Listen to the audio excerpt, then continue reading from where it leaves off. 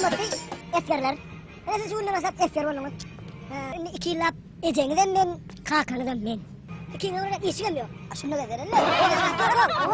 Hem bana breşte olmuyor kullukta. Son için iş tapılan çağırıyor yaşınızda gelin. Onun için iş tapar belki adam 50 metre mataya koyalım. Kalkın nesince oluyor? Körpezi. Yani onu ben size buyruklarım alıkarsınız. Tutar bökürsünüz. Ayranlardan çıkarsınız yok oluyor. Oluyor mu? Tayin mi? Söyle. Kut söyle değil mi lan? Kut söyle değil mi? Tayin mi? Kut söyle. Ha berekellah. Başladı onu.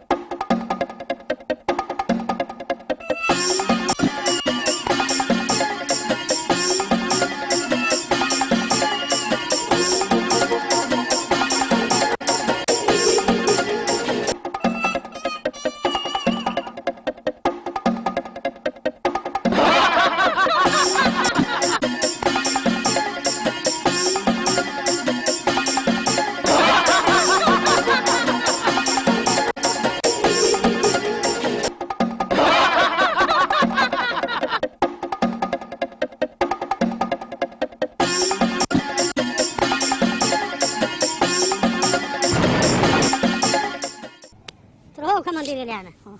Geliyor mu? Ha. Ne saatimi geçti? Ay 3 saatimi daha geçti yani 2 yıl 50 ben orada. Geçerler oğlum. Geçerler.